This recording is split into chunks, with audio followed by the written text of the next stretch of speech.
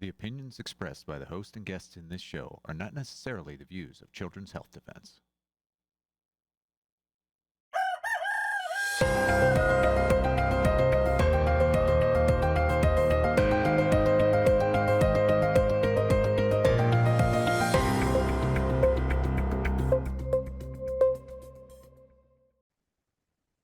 Well, good morning, CHD. It is Wednesday, May the 13th, 2026. We are live here on CHD TV. We have a great show for you today. In a second, we'll be bringing on Neil Miller to talk about SIDS, vitally important information there. Then we're going to go to Tess Lawrie from the World Council of Health to talk about a very important event.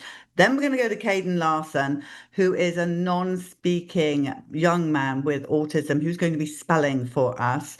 And then, of course, we're going to go to Advocacy Lifeline with Dawn Richardson. So you want to stay tuned for all of that. First up, though, do remember we are very, very close to our deadline for the tipping for the theatres for Duty to Disobey. So please go to dutytodisobeyfilm.com and get your tickets now. Of course, it's not until the 30th of June, but we need to tip those theatres. And we've got, I think, over 130 theatres around America at the moment that are going to be putting this film out, premiering this film, and indeed around the world, not just here in America, on the 30th of June, 2026. So do get your tickets now so we can tip those theatres. Thank you so much. All right, let's get on with this first interview. It's with Neil Miller, and the headline here is Oklahoma, Louisiana to require coroners to include vaccine records in SIDS autopsies. This is Oklahoma and Louisiana passing legislation that amends existing public health law by directing coroners to document any vaccines administered within 90 days of death. Now, let's bring Neil Miller on now. Good morning, Neil. How are you? Good morning. Thank you for having me. Well, I was reading an article and this quote came up, and I'm just going to read it here. It says, "A child never dies from unknown causes. There is always a reason for death, and often that reason is vaccines." And I can't thank you enough for saying that. From all the stories that we've done since 2016 on the bus, have all been from these parents who say their child was perfectly fine, had vaccines, and died following them. And then it's called sudden infant death syndrome. So please do talk to us about what is going on. What is the truth here? We know the truth, but what do you say with your research is the truth? Well, vaccines are responsible for so many diseases, autoimmune diseases, neurological disorders, and the list goes on.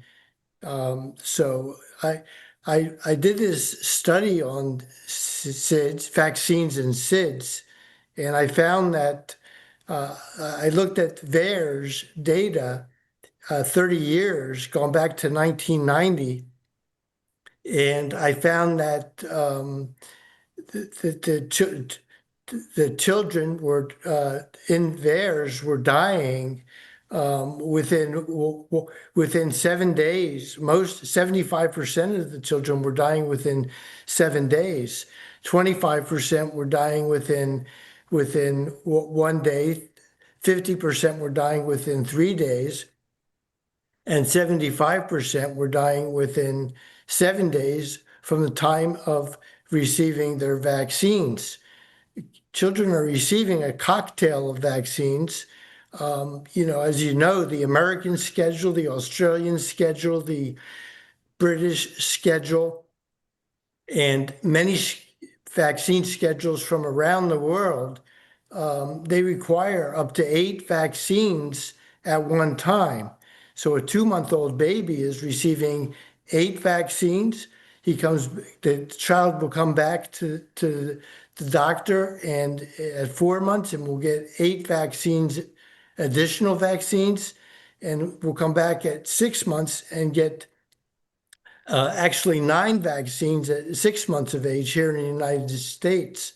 And of course, they used to receive lots of mercury in those vaccines and aluminum. The mercury is still in the flu vaccine, and I understand they're trying to take that out completely. But these are all causing incredible problems. And so my study, I looked at not just that, but I also looked at where did all of this begin? Because back in 1950s and 1960s, we really didn't have SIDS at that time. In fact, the SIDS definition was only established by the CDC in 1972.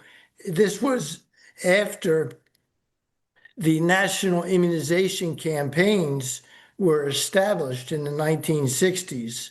So in the 1960s, children started getting more and more vaccines, and that's when they began to call what was initially called cot death. They now called it SIDS. SIDS is really just a blanket term that is a catch-all phrase to label kids that were damaged by vaccines. Neil, this is a big passion of mine because every interview that we've done with a parent of a baby that's died, the treatment that they get after the baby has died is horrific. The police are called, they're accused, they go through the cot, and the baby's just died, and this all happens straight away. The siblings get taken away, and so this process goes on, and all because of vaccines or a vaccine one moment in time. So this is why it's imperative that we get you on, because you're saying that often the reason for SIDS, as they call it, is vaccines.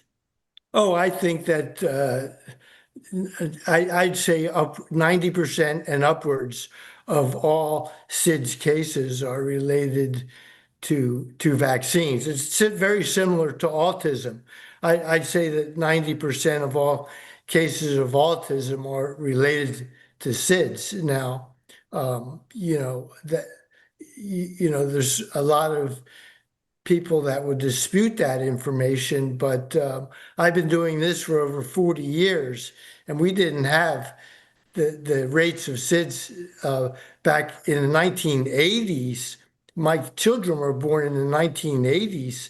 That's how I began investigating vaccines. We didn't even have the internet. I was going to medical libraries to do my research to find out if I wanted to vaccinate my children. But autism, SIDS, all these neurological disorders, chronic disease, chronic illnesses, it's up to 70-some%. Back in the 1960s, when they first started looking at this, it was about 6% of children had a chronic disease, and that just kept going up exponentially over the years. Now we're at somewhere close to 70% of all children have chronic disease, and if they were vaccinated, their likelihood of being sick or having a chronic disease or dying is really it increases exponentially if you're vaccinated. Neil, you've been, like you say, you've been a vaccine researcher for 40 years. You've written book studies and books, so you're knowledgeable. Do you know of any babies, and I've asked many pediatricians this, that have died of SIDS that are totally unvaccinated, including vitamin K, because I can't find anyone that knows anyone. I don't know of any of them. I would say it's possible, but I don't know what's causing deaths other than the vaccines. My study, it showed with vaccines and sudden infant death, it showed that it was clearly related to the vaccines. Now, I have to mention that my study just got pulled. My SIDS study. It was it was for 5 years. It came out in 2021, and for 5 years it was out listed as a study. In December, I was contacted by the editor-in-chief of toxicology reports, and they asked me to defend my paper because people were, he said people were complaining about it. And I looked into the complaints. It was one woman only, and I had to respond to 8 of her complaints, which were nonsense. But I responded to them thoroughly, and they got back to me and said my responses were inadequate, and they were going to remove my paper from the medical records. And they said it's not being retracted. They said it's actually being removed. If it was retracted, they said it would, you would still be able to read it. Like when they retracted Dr. Wakefield's paper, you could still read the study. But they said my paper was potentially too dangerous for medical practice to be left for people to read. So they completely pulled it. Now I'm fighting back. I fought them for several months, well, up until last month, from the time of December. But they just said, that's too bad. We're pulling the paper. It's going to be a done deal. And but I'm going to publish that study. I've already started the process so that people can continue to read it, and they can make their own assessments as to whether or not it should have been pulled. What happened was when I submitted that paper in 2021, the chief editor was a different man, and they got rid of the chief editor, the editor-in-chief, and they put in this guy who's he's linked to pharma, and he all of his titles behind his name are associated with big pharma. So it's clear to me at least that he's biased in his opinions. He makes the final decision. Now they're also associated with Elsevier, who publishes a lot of they have a lot of journals, and Elsevier, I understand, has been pulling a lot of papers that are what they call anti-vaccine. But I put my entire study through various artificial intelligence programs, and they couldn't find anything wrong with my paper, just the normal boundaries and limitations that you find with the use of theirs and that type of thing. But it wasn't worthy of being published, being pulled from being published. No, absolutely. Neil, has your work reached the ears and eyes of Robert F. Kennedy Jr., our health secretary? Because I feel this is a subject that is not being addressed, that needs to be addressed much more. From Robert Kennedy Jr.? Yeah. I've talked with Robert Kennedy Jr. Before. We've had some conversations and some emails, but not about this particular study. I don't know if he was informed that it was pulled, but he may have been. I don't know if Brian Hooker had a chance to talk to him since he's become HHS secretary, but Yeah. I didn't tell him that my paper has been pulled. So, Neil, just to summarize this conversation up, vaccines can and do cause death in children and well, in everybody, but for the moment we're talking about SIDS. So parents need to know when they blindly follow their pediatrician who says these vaccines are safe and effective and crucial to save your baby's lives, that actually your baby could die. They do die, and your baby could die. Is that correct? Oh, absolutely. You're giving 8 vaccines at one time. you're giving 8 vaccines simultaneously. I ask parents, when did you last take eight drugs at the same time? Did you ever take 8 drugs at the same time? I don't think so. And would you be more surprised if you did take 8 vaccines at one time, or 8 drugs at one time? Would you be more surprised if you did or did not have an adverse reaction?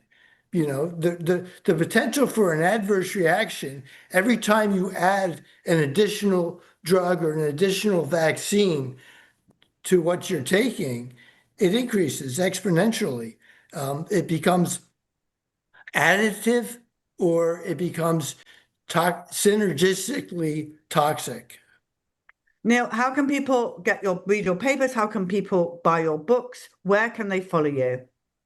They can go up online, and they can go to, if they want to buy my books, I would go to VacBook, VACBOOK.com, or you can get my books on Amazon. Okay, Neil Miller, thank you so much for being on this morning and for all that you have done and continue to do for our children and babies, raising alarm on SIDS particularly. Thank you for coming on this morning. Thank you for having me. Thank you for allowing me to share this information. Thank you. All right, now everybody, we are going to go to Tess Lawrie. Good morning, Tess. Dr. Tess Lawrie. I do apologize. Good morning. Good morning. So lovely to see you, Polly. Thank you for having me on CHD TV. Well, we love you and we love the World Council for Health. So do tell people that maybe don't know, what is the World Council for Health? Polly, we're a decentralizing international people-centered organization, or people-powered organization. We have no conflicts of interest, and our focus is really messaging about health and sovereignty, where sovereignty is self-governance or self-control, having a choice and exercising your right to make that choice. So, we partnered with many organizations, including Children's Health Defense, and our role is to message for these organizations and make sure that people are aware of all of the health information that is out there around the world that they can choose from, so that there isn't just a one-size-fits-all approach, and we're not only having to be subject to the messages of driven by the pharmaceutical industry and other industries. Sorry, I was just going to say, the materials that we produce, for example, the Spike Protein Detox Guide, I think you have a copy of that, that it's very much a collaboration from the different experts in many different fields of integrative medicine and other fields to bring forward the most useful and relevant information that doesn't involve drugs to the awareness of the public. Yeah, and I really want people to know that this isn't just an American thing or a British thing or anything else. This is a worldwide organization, so everybody can get involved in the World Council for Health. Absolutely, and in our partner organizations. Okay, so now you've got this massive conference coming up online, in person. It's Better Way Conference. It's in Rhode Island on May 29th to 31st. Tell us about, look at that lineup, Dr. Lawrie. That is an amazing lineup. Well, this is really being convened by our World Council for Health New England team, Dr. Mark Brody and his colleagues, and we're very fortunate to be helping to facilitate it. And it's called Co-Creating New Health Solutions in the USA. And I think we all know that there is a better way for health, and it involves us as the grassroots groups, individuals, and organizations getting together to show the way, to lead the way that really is independent of big pharma and the fear propaganda machine. It's really up to us to co-create the sort of world we want. And so the way the conference works is quite unique. Our formula, we've been running these Better Way conferences since 2022, and this is the first one in the USA. And we have it's a panel formula. We have 3 panels on each day. The speakers get 15 minutes only to share their best solutions. It's for ideas and solutions focused. We don't want to hear about all the problems. As a baseline, we know what the problems are and present that at the start of the panel, and then the speakers are tasked with presenting the best solutions. And we have 5 speakers per panel.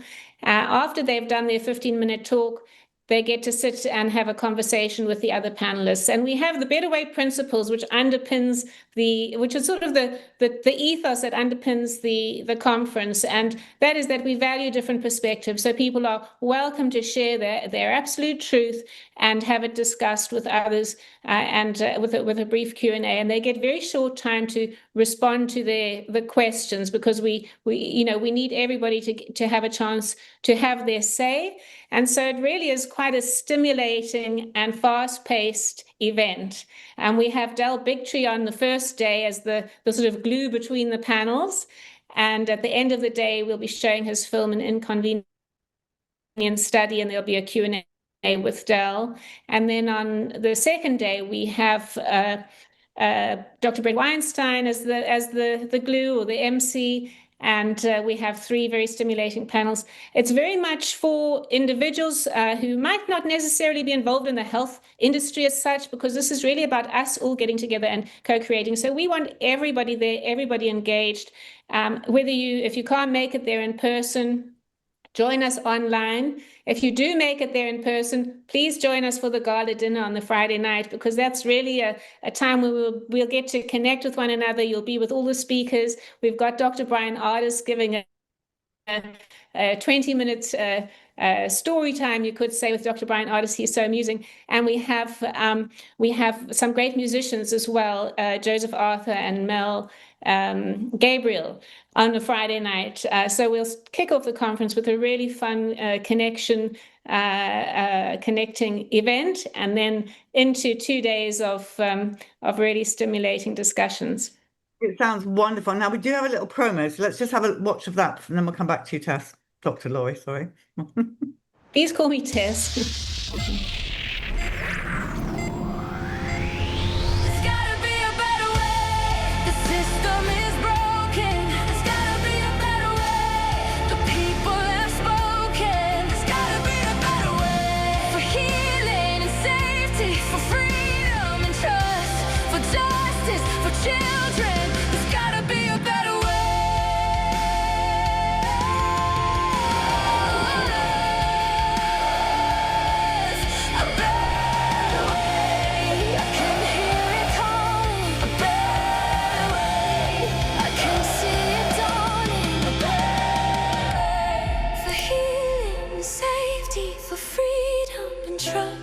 For justice, for children, for all of us.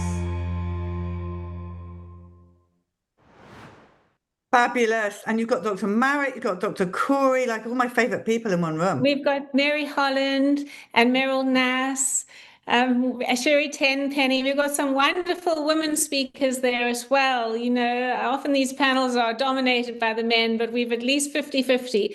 And of course, Dr. Brian Ardis, Jan Jekalek, Christoph Ploete, Dr. Mark Chozzi, Dr. Maravik Villa from WCH Florida. So it's really, it's very exciting. We can't wait to be there. And it's just 2 weeks away now.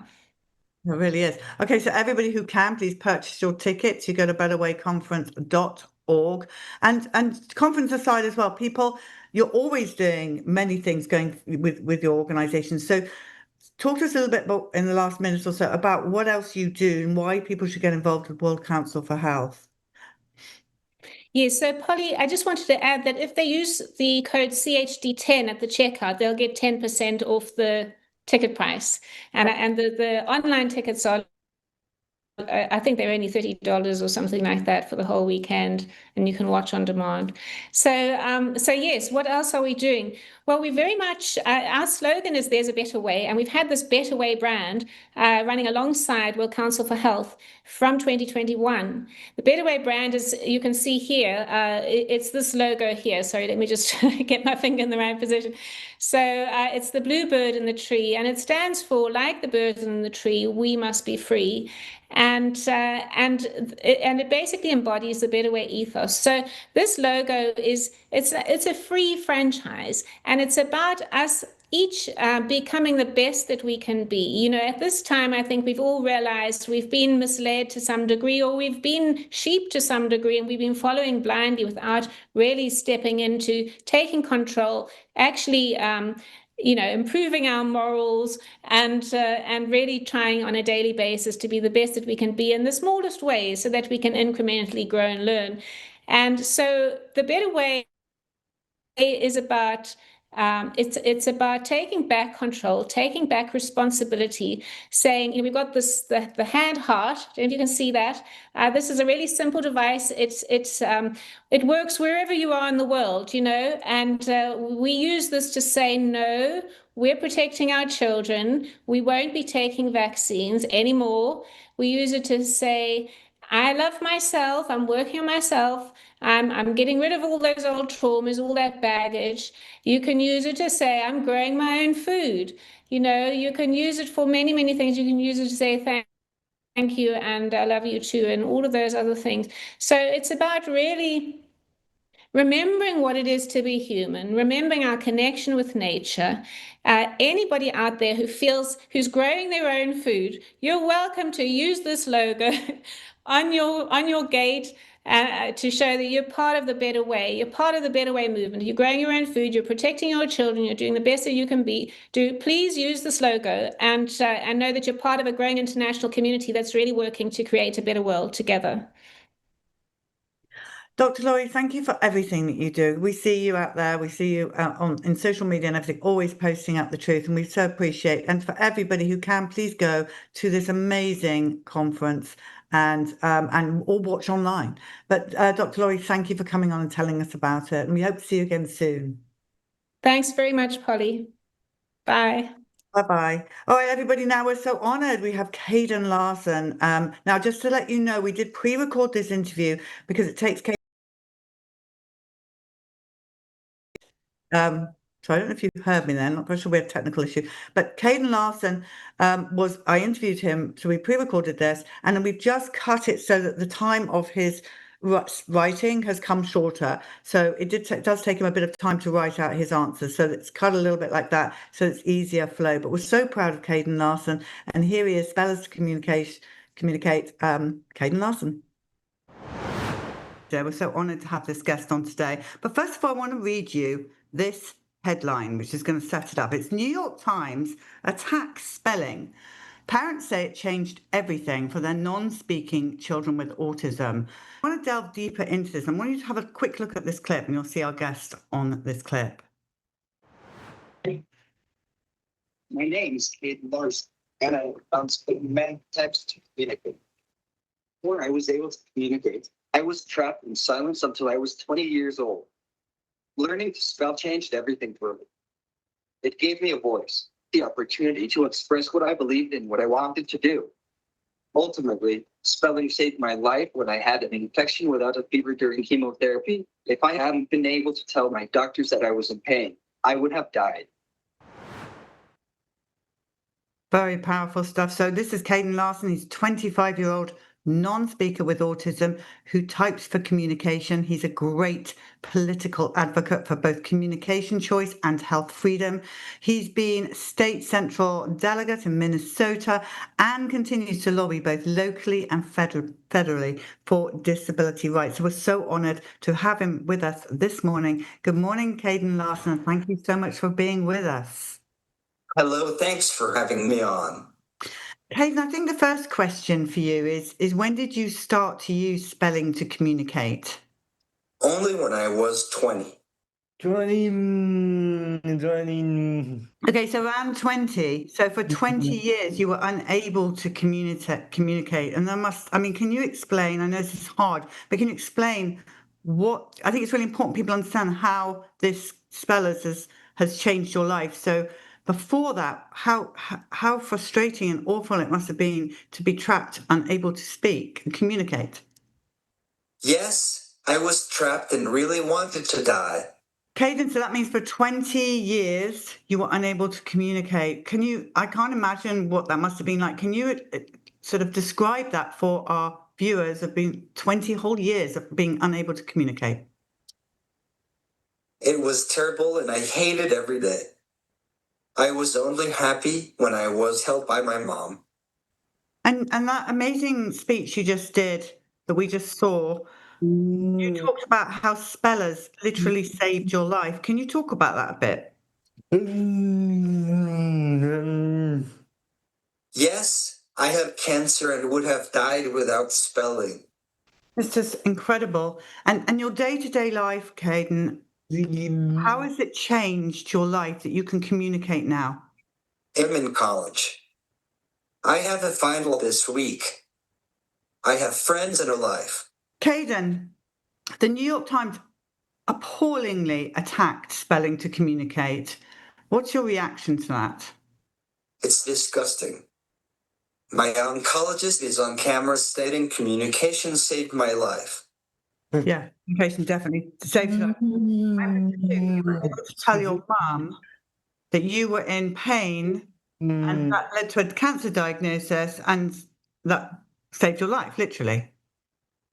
Yes. I had pain that had no fever. I also had to report that my limbs were numb for chemo dosing. Caden, can you tell us about this New York bill? Yes, the Americans with Disability Act protects our right to choice for communication needs. It's Title II. This bill strips that right. Caden, I want people to understand how important it is that this way of communicating is cherished, believed, understood. So what would happen if it was taken away? Not that they could take this away from you, but what would happen to these people out there who would be unable to communicate like you were 20 years, for the first 20 years of your life? Let me say it made me want to live. All those denied this right are trapped and miserable. They deserve their voice to be heard in a full life.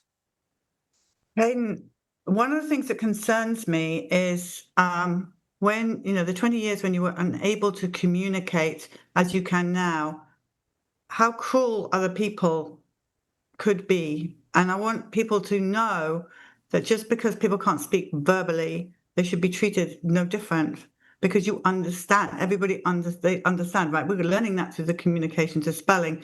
What do you have to say about that time when other people around you treated you as if you weren't probably there, is my guess? Nobody who doesn't have apraxia can understand the disrespect and sadness felt.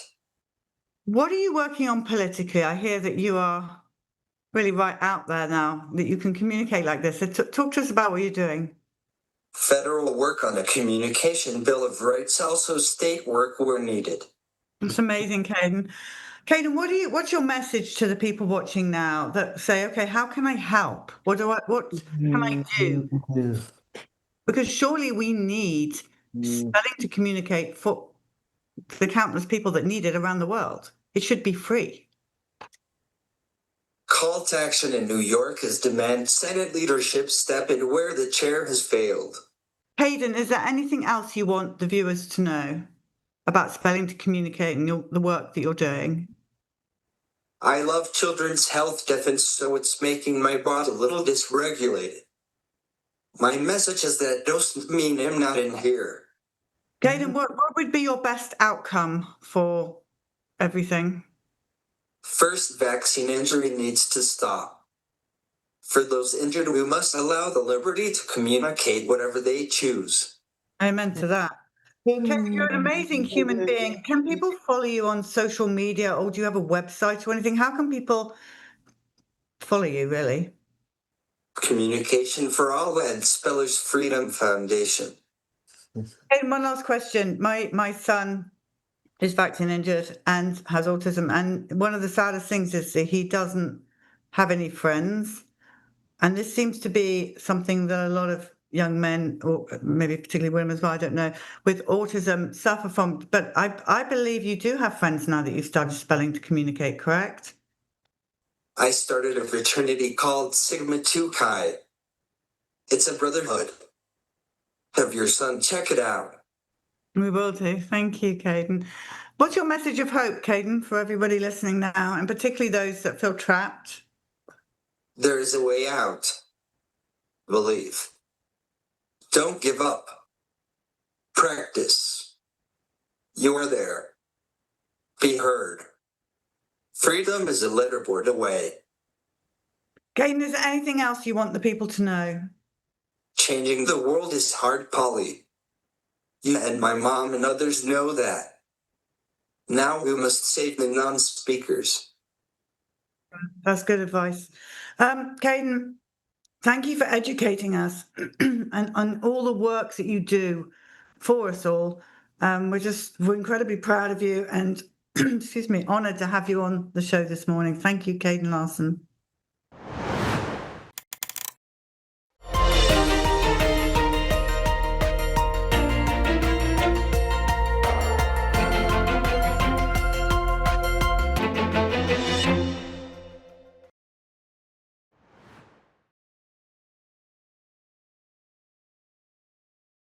Welcome to Advocacy Lifeline. You're live here on CHD TV. Thank you so much for joining us today. The purpose of this show is to help empower you, our viewers, to use your voice to affect change in law, policy, and public opinion through education and action for issues that are important to you and your family.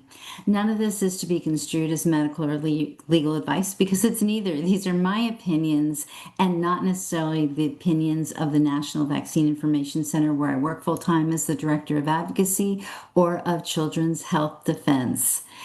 I am so excited about today's show because there is a sneaky minor consent scheme working its way through the legislature in Louisiana, and we're going to talk about what we can do to stop it there. It's disturbing when minor children are permitted to make potentially life-altering decisions about medical interventions, including vaccination, on their own without parental knowledge or consent. What is even more disturbing is when a legislator promotes a bill as protecting parental rights and preventing minor consent, when in fact it goes so far as to legalize minor children consenting to medical procedures and services, including vaccines, all on their own without the involvement of their parents. And this is exactly what Louisiana House Bill 775 does. On one hand, it requires parental consent for medical procedures and services for minor children under the age of 17, although it has many exceptions, and we'll talk about that today. But on the other hand, it legalizes 17-year-olds consenting on their own without the involvement or knowledge of their parent to medical procedures and services, including vaccination. To talk about this today, I'd like to welcome one of the sharpest and most effective advocates that I know, Jill Hines, co-director of Health Freedom Louisiana. Hi, Jill. You're too kind, Dawn. Thank you so much. Thank you so much. Before we get started, wasn't that piece that they just had on about the spellers like so emotional? It was. I got tears in my eyes listening to Caden. He's so inspirational. Yeah, very courageous young man. That was quite incredible, and things have changed a lot since back in the days when you and I started this, and it shouldn't keep happening. It's still happening, but things like that give me hope.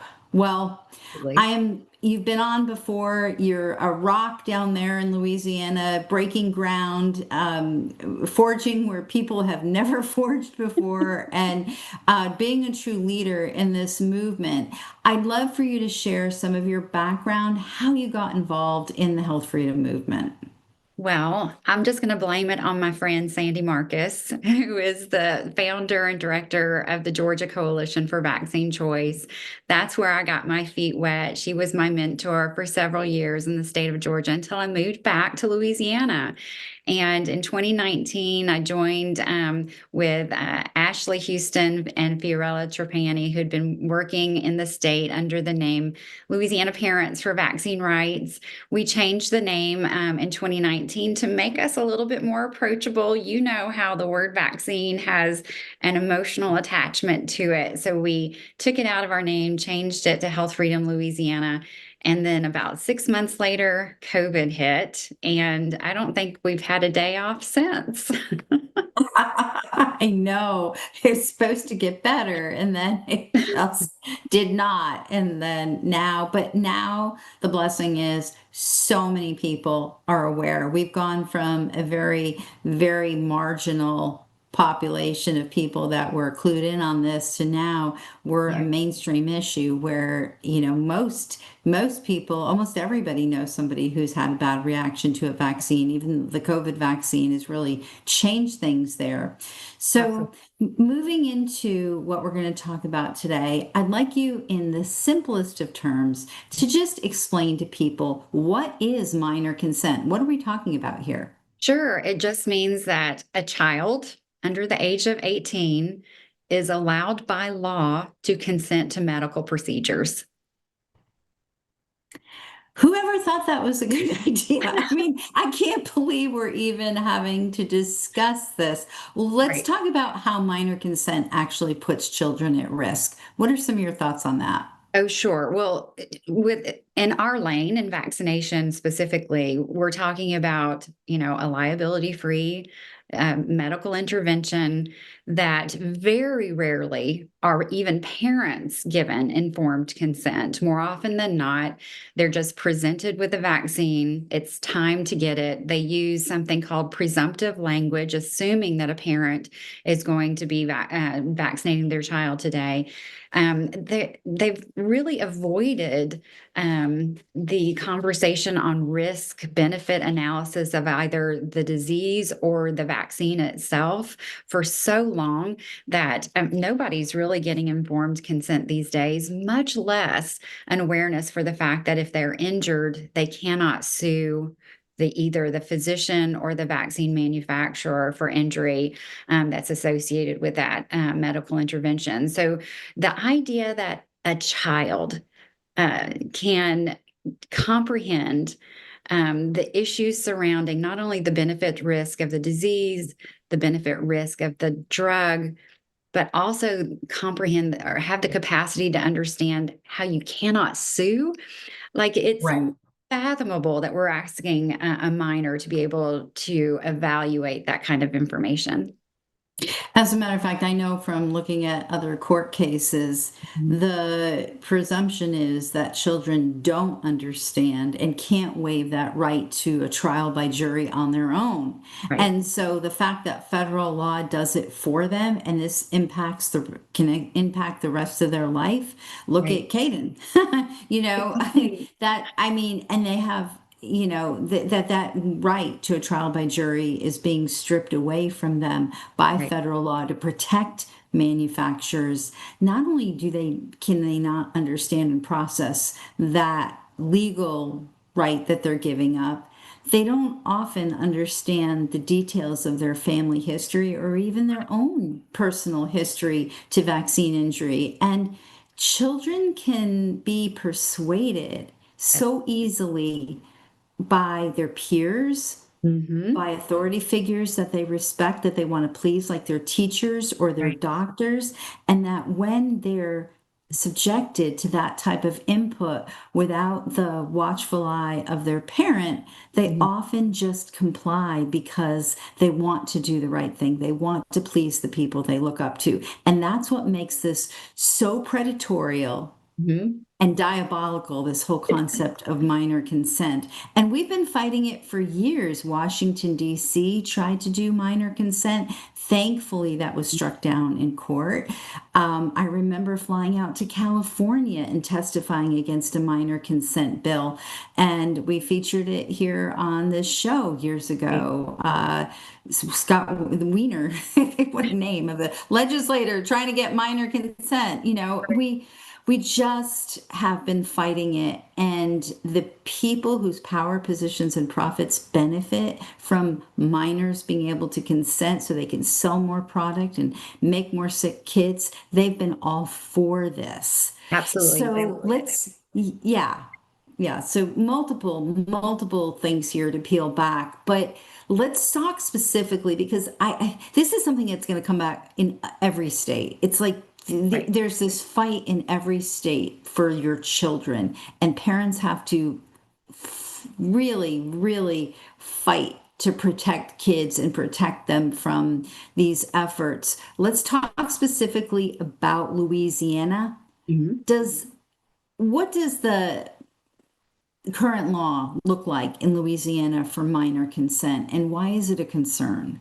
Well, that's one of the reasons why this is not getting as much notice as it should, is because we already have a really awful minor consent law on the books.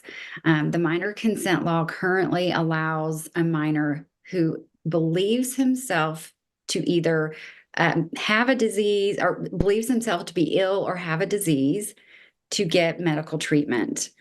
And the assumption is that our bill author takes in positioning this bill is that means that there is no minor or age of majority in the state of Louisiana, which is not true. The law sets a threshold for treatment. The minor has to believe that they are ill or have a disease. It doesn't give blanket carte blanche access to a minor for medical treatment. But that's the way she's positioning the bill, is that there is no age of consent in Louisiana, which is not true. As you pointed out, there is a civil law that sets the age of majority at 18.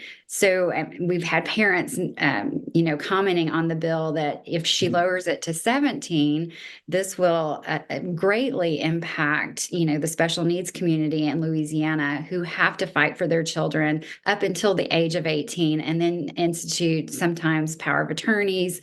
And in some cases, this would have forced them to do it much earlier, at 17, if this bill is passed into law. But that's kind of the climate right now. We have an existing law that is pretty awful, and she's tried for a couple of years now to amend it, but she's going about it in the wrong way. If she's going to establish an age of consent, if her argument is that we don't have one, make it 18 and not 17. Why would you run a marathon and stop 100 feet from the finish line? Right. If you're saying you want to protect children, these kids can't even vote on the lunatics who want this stuff to pass, and then they want them making life-altering decisions about vaccines. That makes no sense unless there's some ulterior motives and some other issues. She's kind of hiding. She's hiding behind trying to do a good thing because, yes, she recognized that the law currently makes children very vulnerable. And by the way, if kids believe they have an illness or a disease, every kid who's on social media thinks they have some kind of malady. I mean, they're selling all of these conditions and that drive a lot of kids to mental illness. And, it's crazy. So, okay. So do away with that part of the law. Yeah, right? Let's actually fix it instead of, putting lipstick on a pig and making it seem like you've got something beautiful here. Right. Okay. So the impact on vaccination is really strong here because now if we talk about, let's go through the bill 775 in your own words. Just kind of describe what it does, just outline for people so they can understand. And I think, Lou, if you can, just put up the bill and have that there so that people can actually see. It's the enrolled version. There we go. Okay. So Jill, just kind of speak to what the bill does so people can understand. Sure. So what it does is it does strike the existing minor consent portion of the law, which does allow a minor who believes himself to be ill or diseased to seek treatment. It also strikes the portion of the law that allows a minor who is pregnant to seek care during labor, to be administered drugs and care during labor. And of course, she adds the section that lowers the age of consent to 17. for minor, or for any kind of medical care. And then she makes some exceptions to all of this, so that any minor who is, of course, in the military, a minor who's emancipated, a minor who is pregnant seeking care, a minor who is seeking for a treatment for alcohol or substance abuse, a minor who is seeking treatment for sexually transmitted diseases, a minor donating blood. All of these minors are excluded from this bill so that they can seek care as minors. Of course, our biggest concern, some of these do concern us because, you are administered vaccines during pregnancy. We have concerns about HPV vaccination being administered for those teens who are seeking treatment for sexually transmitted diseases. And of course, as a parent, some of these concern me too, because I want parents to be involved if they are seeking care for, alcohol abuse or pregnancy. I want those parents to be involved with those children in their lives in those situations. At no other time do they need a parent more than those times. But she's made these exclusions. Now, sticking to my lane, which is just the vaccine issue, of course, we have serious concerns because the existing law, as bad as it is, does not impact vaccination, because if a child believes themselves to be ill or to have a disease, they will never be treated with a vaccine because vaccines are not treatment. They're preventative measures.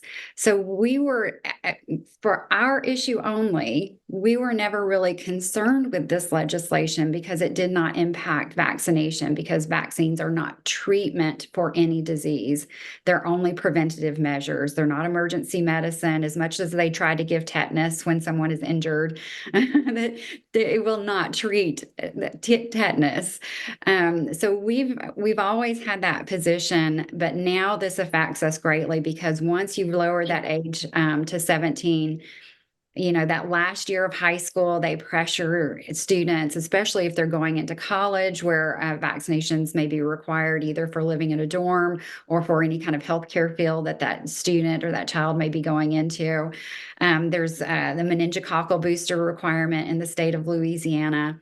So there's so many vaccines that in that year that child will be pressured, coerced into getting, that we're very concerned about this. That makes a lot of sense. Yeah. So with all these vaccines that they're going to try and they want to get them while they've got them kind of there, they're holding on to them in high school. And there's probably a bunch of these vaccines that the kids haven't gotten, and they want to get the maximum out of them, squeezing every last vaccine into them. And there are multiple national organizations, a lot of them are pharma funded or medical, influenced by medical trade, have some of those people involved, that are pushing for teenagers to get vaccinated, but they have realized how convenient it would be if parents weren't in the way and we just didn't have to deal with those pesky parents. Right. And it seems like this is the perfect storm, trying to get kids to get caught up with all these vaccines while they can, because when you're in college, you think you're invincible, you're going on. It's a lot harder to convince kids in college to go get vaccinated, especially because a lot of these vaccines that are available at this age, they're not mandated in college. Right. And so this is really kind of their last chance. So you can see why they would want to get parents out of the way for that last year. And in your opinion, let's first talk about, I heard you in your testimony talk about this whole plan, Vaccinate Before You Graduate. It's this plan, this program that's in multiple states that they are doing exactly this, trying to get their hands on kids before they're out of high school. Tell us what you know about that. Oh, yes. Well, students are sitting ducks, and nobody loved vaccinations more than our previous governor, John Bel Edwards. And in 2018, he and his wife established a program here in the state called Vaccinate Before You Graduate, and a measure to inform and educate students and to really research their own medical history to see if there were any gaps in their vaccination record so that they could get vaccinated before they graduate. So there is a measure, an incentive here in the schools for students to do that. And of course, we saw during COVID, there was a peer program that specifically targeted, high schoolers, asking them to talk to their peers about being vaccinated. So schools in Louisiana are not immune from this type of coercion. Now, granted, we do have some wonderful laws in the state of Louisiana. We have probably one of the best exemption laws in the country. We also implemented a law in 2024 that prohibits discrimination based on vaccination status. But the reason that law passed was because we saw during COVID a principal who established a seating chart based on students' vaccination status. So we know that teachers, principals are using coercive measures, just like that seating chart was coercive. They have a bias towards vaccination, and we want students to be protected. We want parental authority to be protected. And this law, of course, diminishes all of that. And alongside this bill going through the legislature is another bill to expand access to school-based health centers. So, of course, these students, if this passes, they will just be able to go right down the hall and get any vaccine that they want. That is so concerning. Very. Do you have any insight at all into why the bill author would be promoting her bill as protecting parental rights, which in some cases it does for the lower ages, but yet still clearly, very clearly undermining parental rights of parents of 17-year-olds? Do you have any insight into that? Well, this is the second year that the bill has moved through the legislature. We successfully killed it last year in Senate Health and Welfare Committee, the last stop before, a final vote, floor vote on the Senate. And in the conversations in the House Health and Welfare Committee, the chair of that committee was concerned that 17-year-olds in college wouldn't be able to get medical care if they need it because they're away from their mom and their dad, and if they get a cold or whatever. That is probably the lamest reason to lower the age of everyone's minor consent age in the state of Louisiana. But that's what, I can see them twisting that. But, in that case, a parent can just sign something or give consent for the kids. And an infirmary is not going to turn a kid away who's coughing and having trouble breathing or something from getting like an albuterol treatment or something. They wouldn't do that because then there'd be a liability issue. That is so lame. It is. Well, but that's the argument. Yeah. Okay. So I feel like there's more there. I feel like that's the cover story for something a lot worse. A lot worse. Well, all right. Talking about, I went and I listened to your testimony, which was excellent, by the way. Great testimony. It was bizarre to me that there were other people at the hearing that were opposed to the bill, but because they were opposed because they want kids to be able to, younger kids to go get all the treatments, have some mental delusion that they've got a malady of some sort so they can go get mental health treatment and all these other areas that don't affect vaccination. So you had other people testifying, but in your testimony against House Bill 775, you talked about federal law, specifically the Vaccine Injury Compensation Program and some of its requirements that parents receive the VIS statement. How would this bill get in the way of federal law? Right. Well, we've always seen NCVIA, the National Childhood Vaccine Injury Act, as kind of a guardrail for parental rights here in the state and in any state, really, because according to that law, that federal law, a parent is required to receive a VIS, a vaccine information sheet, prior to the administration of a vaccine. So that's a significant guardrail that protects children because parents have to be involved in vaccination. And also, the federal law states that it gives a definition for that parent. It specifically looks back to each individual state and whatever the state defines the parent. And that's another issue that we've had with this legislation. We're not thrilled with how parent or legal guardian is defined, and we've heard it's going to be expanded to include in loco parentis. Last year's bill also included in loco parentis as a definition for parent. And for those that are unaware, in loco parentis means anyone standing in place of a parent, which could be a teacher, an aunt, an uncle, a neighbor, anyone who has custody of that child. And that's what helped us kill the bill last year. Was there were attorneys on health and welfare who brought up the issue. One senator in particular has custody of, I believe, her nephew. And she brought up concern that in loco parentis means that someone else in the family could take that child and seek medical care outside of her purview. So we've heard that that definition may be included back in this bill as well, which also gives us strong concern because we know that even within family units, even mothers and fathers, they may not completely disagree. But when we look farther out and a grandparent that may be caring for the child, a grandparent would be considered in loco parentis if they take that child in to get medical care, and they could get a vaccine for that child.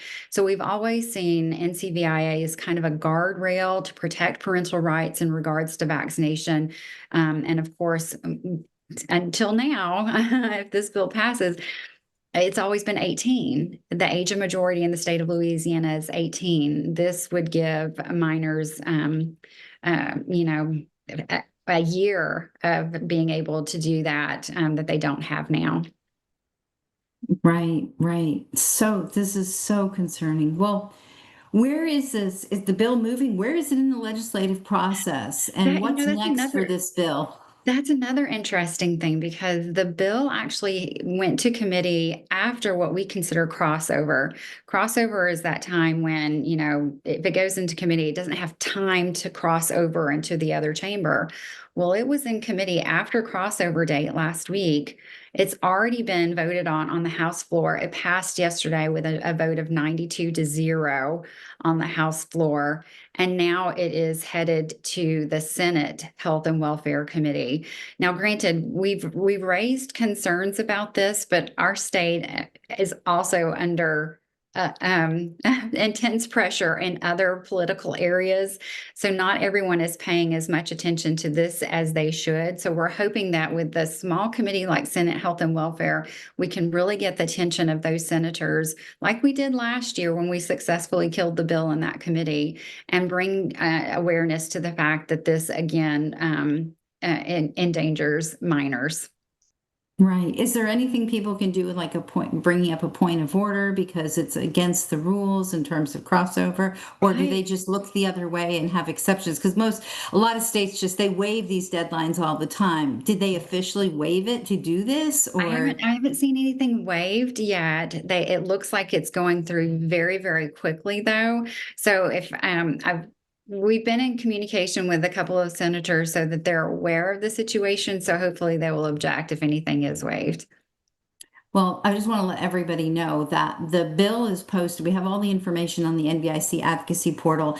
And just this morning, I uploaded all the contact information for the Senate Health and Welfare Committee. And it's on there. If it's the phone numbers, the emails, you can just put, copy and paste in the to field of your email program, all the emails, send them an email that you're concerned about this bill and that you'd like them to oppose it. I think that there's so many exceptions here. What's your ideal scenario, Jill? Is the bill just die? Do they just move the age to 18? What's your ideal scenario for the bill? I think we would be happy if they change the age to 17. There are two other areas, which To 18, yeah. To 18, yes. Right. There are two other areas in the bill where 18 is the established age. Yes. Medical Yes. record. It's just so strange. So we're hoping that we can at least get the age solidified at 18 and clean up the definition of parent. The other areas are not necessarily our lane. We're hopeful that other organizations in the state take on some of the concerning issues with the bill. But if we can at least establish that age of consent at 18 instead of 17, I think we would probably be happy. That's great. I'm going to go through showing people, because you can obviously get to your legislators and the committee information on the NVIC advocacy portal at nvicadvocacy.org. But I want to show people, I want to have a producer just show us how to find your legislators. And it's good. This is good for every state, because every state legislature has something like this on their landing page. So you're at the website for the Louisiana legislature, and on the left-hand side, the third item down, click on who are my legislators. Guys, this is on almost every state legislative site. You enter in your street address, and it comes up with and displays who your legislators are. So, this is how you can find out who your senator is. There's really no point at this point contacting anybody in the House in Louisiana. It's done there. I don't know what Kool-Aid they drank, why it passed with no objection, but hopefully there's some sense in the Senate and we can stop it there. So if you were picking up the phone and calling your senator, yeah, and you only had like a minute to talk to an aide or the senator themselves, what would you say? Just so people can hear how easy it is to make these calls. Oh, yes, it's so simple. Just tell them specifically your name and what parish you're in, because constituency matters, and just say, "Hi, Senator Cloud. I'm calling because of HB 775, which is intended to protect minor consent, but actually lowers the age of consent from 17. Please vote to make that 18 and protect every minor in the state of Louisiana." Just fantastic. That's it. Guys, you can bring in a little story and say, your kid's been subjected to peer pressure on other stuff. You're really concerned, whatever. Just, you can give them a little hook on why this matters so much to you, or you have a vaccine-injured child and you're afraid that they're going to be vaccinated with more and undo the years of progress that you've made with all these therapies. Fantastic. So, and especially too, if I could say, if you have a special needs child and you have a power of attorney that you plan on establishing at 18, let them know that this would cause you much grief. You'd have to do it much earlier at 17, and then work your way through high school with that power of attorney. Jill, I can't thank you enough for being on with us today, for all the incredible work that you're doing there.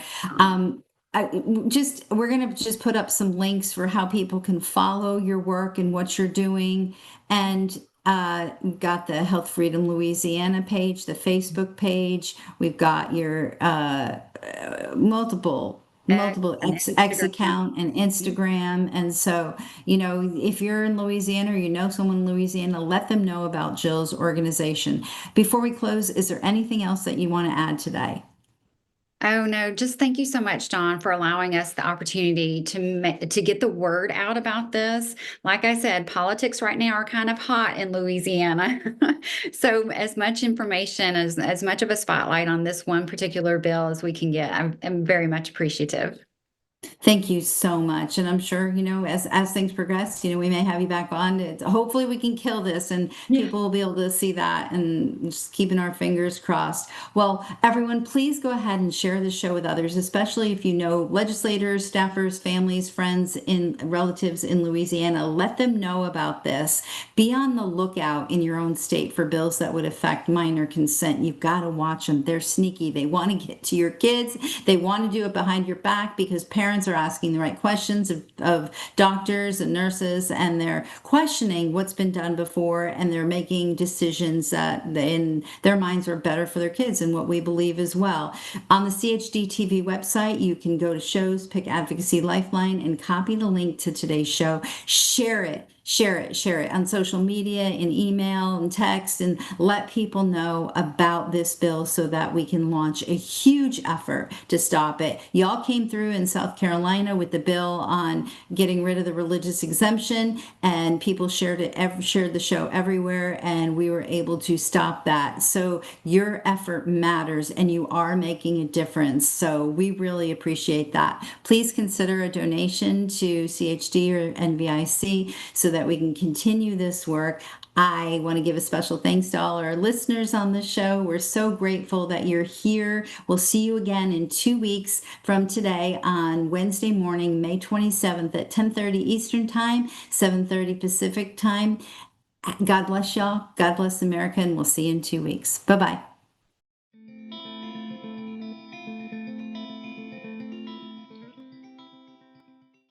So can you tell us your name, please? Yes, it's Monique Abraham. Okay, and this is about your daddy. Yes. All right. First question I'm going to ask you is, did your dad take the COVID-19 vaccine shot? No. And do you know why he didn't? It was not around then, actually. Oh, okay. It was April of 2020 is when we lost him. Okay. All right. So what led him to go to hospital? He was having a stomach virus, him and my mom both. My mom had gone to her dentist to get a tooth fixed, and they suddenly became sick with a stomach bug type thing. Couldn't keep anything down.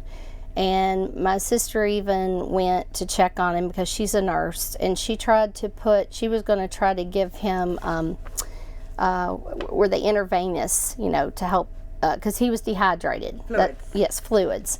And his skin was so dry. And then he seemed to be okay. And then the next morning he was walking, and he says that he tripped, but my mom said he passed out in the bathroom. And then he got back up and he said he was fine, but my sister took him to see their doctor at Vanderbilt. And then they suspected he might have COVID because his oxygen level was, I think, 82 or 85, something like that. And he had this stomach bug going on. In fact, they had spoken to their doctor before this, both of them, because they both were sick, but he just was not getting better. And then he'd get better, and then he'd get feeling sick again. And she begged him not to go to the hospital. My sister did not want to take him to the hospital, but he wanted to go because he, didn't want to be a pain to anyone. But he also felt like that they were going to take care of him because that's what you think hospitals do. And she told him, "Daddy, don't you croak on me." And he said, "I won't croak on you. I'll be back good as new." And we never came home. Sorry, I get emotional. And so it was a very long week. We had people praying for him. He was sick, with the stomach thing. And then when he got to the hospital that day, I spoke to him, and he said he felt great. He felt like eating a cheeseburger. He talked to the boys and I kept telling him, "Dad, we got the whole," because my husband's a pastor, and I said, "We got the district praying for you, Daddy." And he said, "It's all right. God's looking out for me. I got a great doctor and a great nurse. They're taking good care of me, and I'll see y'all soon. I feel great. And I'll eat a cheeseburger with the grandsons," and he was kidding around with them. And then he said, "But I got to get off the phone because they're talking about putting me on a vent." And I said, What do you mean they're putting you on a vent? You can breathe fine." He said, "Well, they think that they've looked at some, they were seeing something, I guess, about his lungs or something." But then we didn't really hear anything back. So, when you don't hear back, you think that's good news. And then what I understand, he was prone on his stomach, and then he aspirated. And that's when it got really bad. And one of the people there was trying to help get him vitamin C. And I got on the phone that night and begged the doctor to call me. Didn't get a call back. The nurse was there. I talked to the nurse, and I said, "Please help my dad. He's not a guinea pig. I just want him to come home. We love him. The world needs Frank." That was his name, Frank Carter. And she called me a live wire And that really hurt, but I didn't think anything of it. I just wanted my dad to get vitamin C. How did she say that to you? She called me a live wire. In what context? Just really nasty. Yeah. And I just said that, this is my dad. He needs to come home. He's got a lot of people that need him. And it was very hurtful, but I looked past that.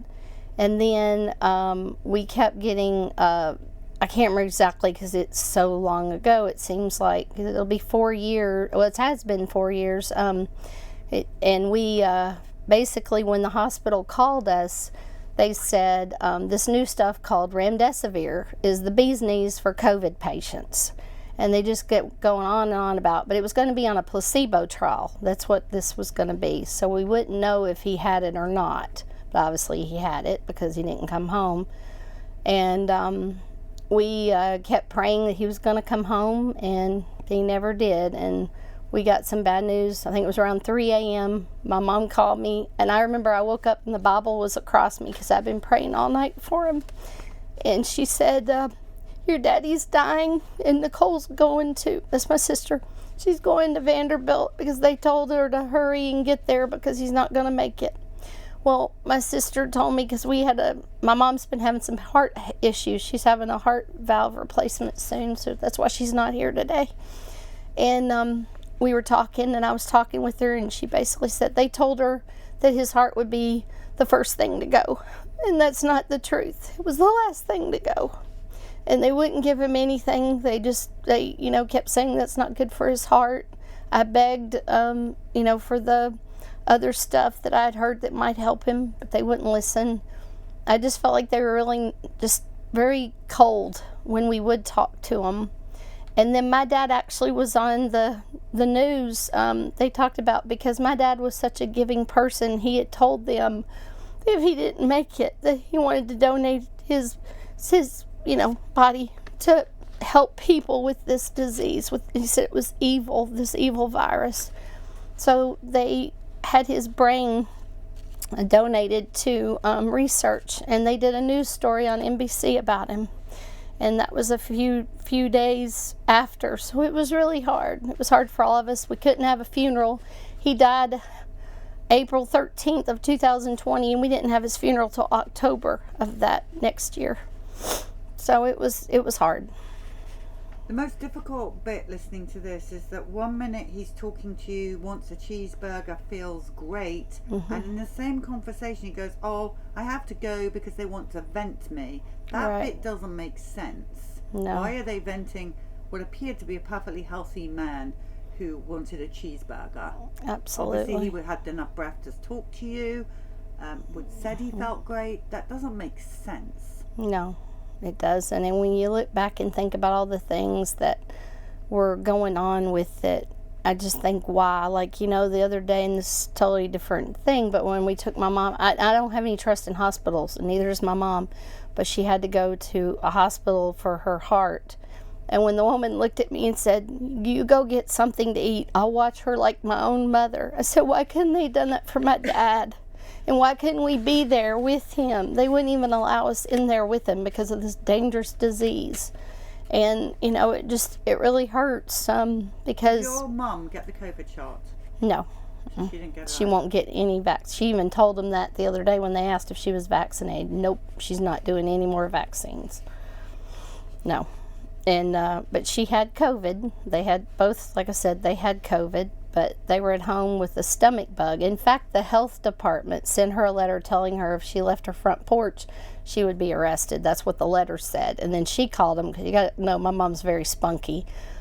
She tells you like it is. She's a Southern belle. And when they called her, she called them right back, and she left a message saying, you're going to have to put a guard on my front door if you don't want me walking to my mailbox. I just lost my husband, and they called and apologized. And I actually have the letter here to prove, from what happened. But it was hard for her. And that's why I do this for my dad, because I'm hoping that people will listen. I've write so many letters. I even gave in person to our governor of Tennessee. I handed it to him, telling him that how they're still killing people in the hospitals with the remdesivir, even the babies. And they even changed the name to Vaccinate. But I do have to give credit to someone who really helped me to realize about what was going on with Vanderbilt and how all this seems to be their kind of ground zero to all of this disaster. He wrote, his name is Charles Wright, and I saw an article that he had written about Mark Dennison at Vanderbilt and the whole COVID and all of the SARS-1 and SARS-2 and all of that, and Chapel Hill. And they're all tied in with it. And when I start thinking about, they even, this will blow your mind, they were given an award for giving remdesivir to patients at Vanderbilt. Look it up. It was very sickening for me.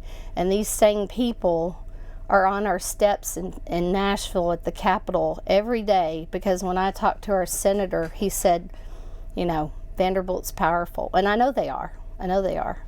But it doesn't matter. They shouldn't have done what they did. And I've met so many people that lost their loved ones in other hospitals that said that they were following the Vanderbilt protocol.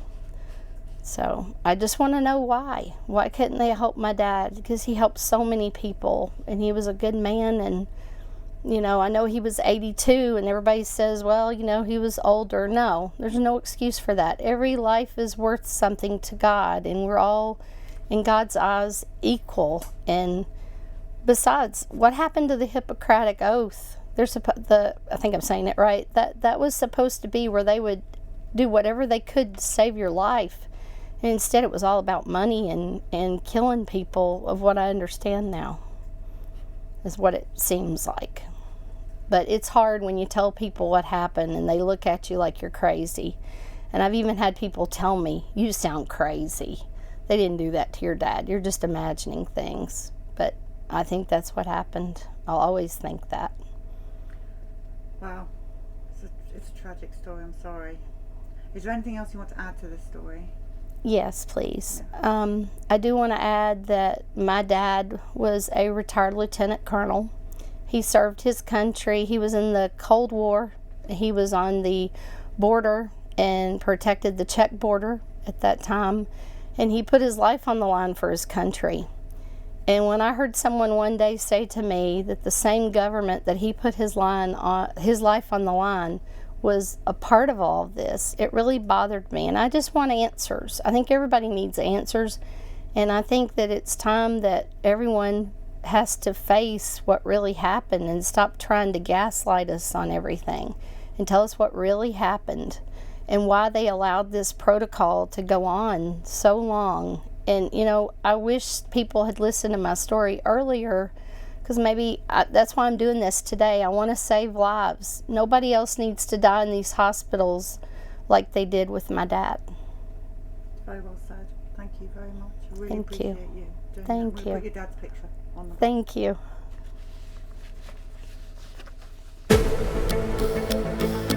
The incredible service members, and we owe you our freedom. The Pentagon is going to require vaccines for all service members. I'm asking the Defense Department to look into how and when they will add COVID-19 to the list of vaccinations the armed forces must get. Leaders did everything legal or illegal within their power to coerce and influence their service members to get the shot. Her son and 9 other Marines were being held in confinement in the brig until they got vaccinated. If you don't do what they tell you to do, they will ostracize you. They will destroy your life. 8,000 well-trained men and women were fired. I lost my ability to feed my family. I'm being told you're getting dishonorably discharged. You cannot mandate an experimental medical product on military members. The impact is really on the entire nation. I had a battalion commander come to me and she said, "Dear God, we're killing our own soldiers." When we talk about orders that are unlawful, now there is a duty to disobey.